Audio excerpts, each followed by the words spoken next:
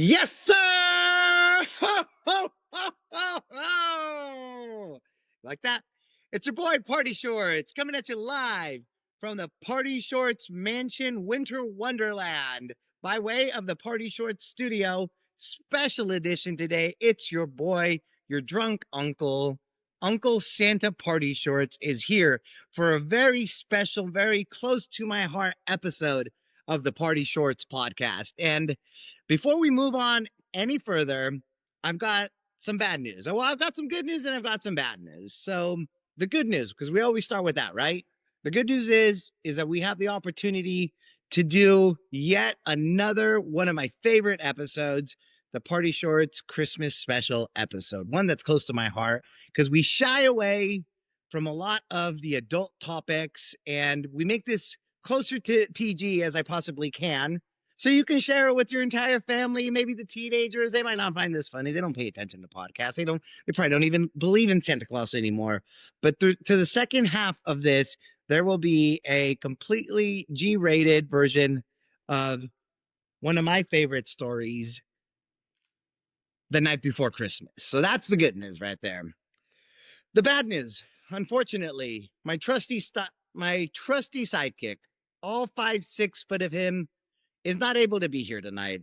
He told me that he had some business to attend to at the North Pole, and I'm not one of those type of bosses that is gonna keep people from their family on the holidays. He didn't really tell me what he was doing up there, but he couldn't be here for the podcast episode. That's completely fine. He said he'd be back next week.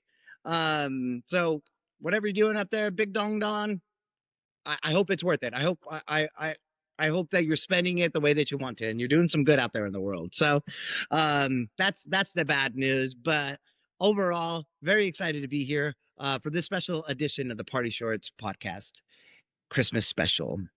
Before we move on directly into the story, there's something that I want to talk to you guys about. So this episode, again, it's a little bit more serious than it usually is, and that's okay.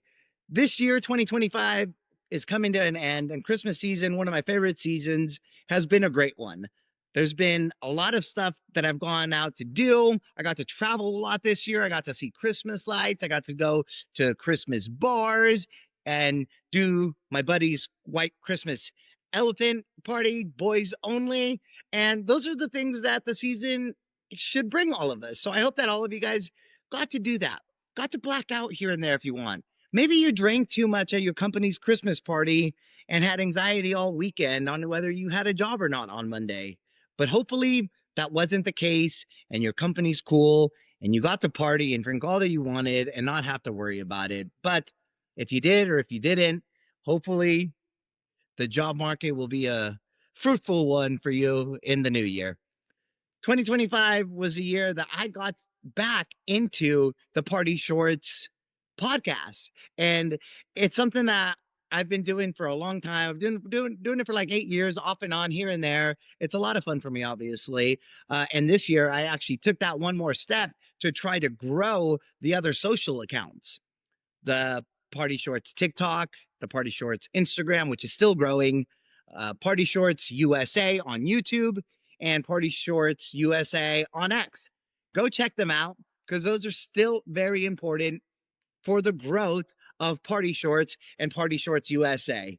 2026 is going to be a freaking movie, an epic year of all epicness. And I want to bring along all of you guys with that to me. So share, tell friends, be excited about it, listen to it, whether it's weekly or every other week. And this year's message is to pay attention for next year, or just in life in general, pay attention to the stuff that really makes you happy. Because like I said, the reason that I like doing these podcasts and the reason like I forget about life for about an hour a week, every single week when me and Big Dong Dong get to record this, is we get to just shoot the can, kick the can, and talk about all the dumb, stupid stuff in life, the experiences that we had, the stories that we could barely remember but are still here to tell, and the nights that we won't forget, right? And I hope that you guys can also do that going into next year, because there really is a lot of stuff that if you focus on isn't going to make you a happy person. It's not really going to get to you to where you want to go to be. So just take it from Uncle Party Shorts. Live life, wear short shorts, shotgun beers here and there, drink good wine, eat good steak, go to McDonald's hungover every once in a while. It's not a big deal. Don't take yourself seriously, because you guys know I definitely am not going to. All right. Well, short and sweet this week is the theme of the episode. And we're going to hop right into it with a story of G-rated story of The Night Before Christmas. One of my favorite stories.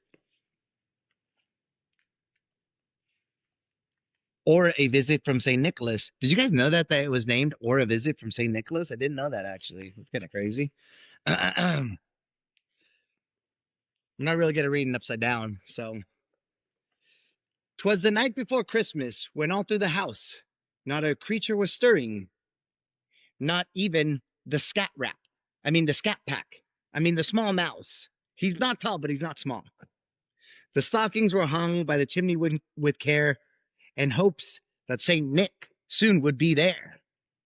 For those of y'all that don't know, St. Nick is one of Santa Claus's nicknames. The children were nestled all snug in their beds, with visions of sugar plums danced in their heads. I don't think kids eat sugar plums these days. I really don't know what kids are eating these days, but I don't think it's sugar plums. A mama in her kerchief and I in my cap had just settled down for a long winter's nap. And these days, winter, we've been going to bed at 6 p.m.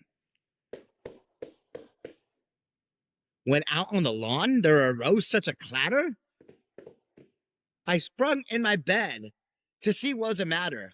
Away to the window, I flew like a flash, tore open the shutters, and threw out the stash. 12 was on the way. I thought it was 12, so I threw the stash out. The moon on the breast of the new fallen snow gave luster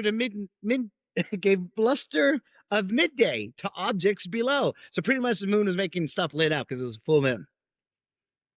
When what to my wondering eyes should appear but a miniature sleigh and 8 tiny reindeer.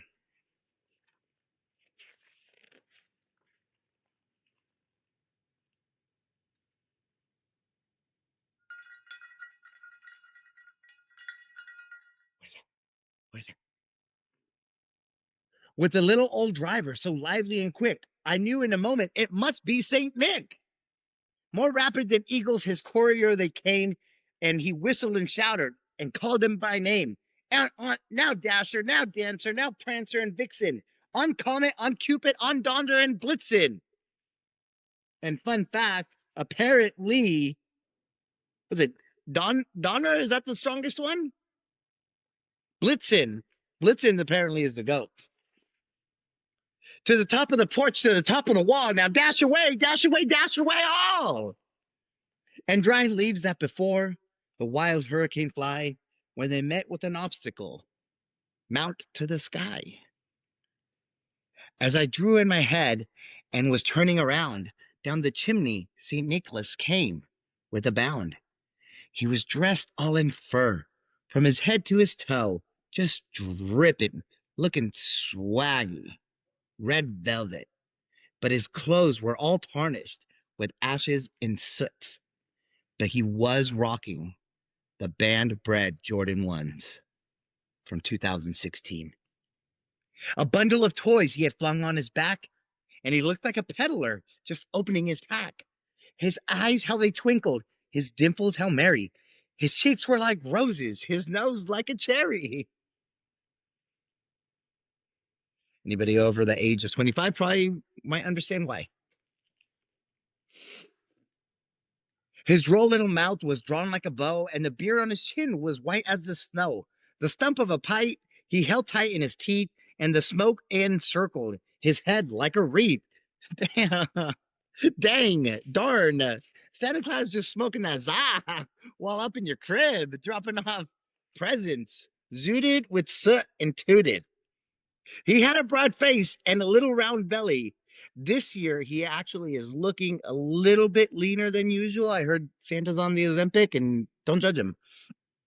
That shook when he laughed like a bowl full of jelly. He was chubby and plump and right jolly old elf, and I laughed when I saw him, in spite of myself. A wink of his eye and a twist of his head soon gave me to know I had nothing to dread. So, hey, kids, I'm telling you, don't go out looking for Santa because he's going to run away. He spoke not a word, but went straight to his work, and he filled all the stockings, then turned with a jerk. And laying his finger aside of his nose and giving a nod, up the chimney he rose. Like a smooth criminal. He sprang to his sleigh, to his team gave a whistle, and away they flew like the down of a thistle. But I heard him explain, ere he drove out of sight, Merry Christmas to all, and as always, strap up, keep it tight, and be easy. Merry Christmas, everybody.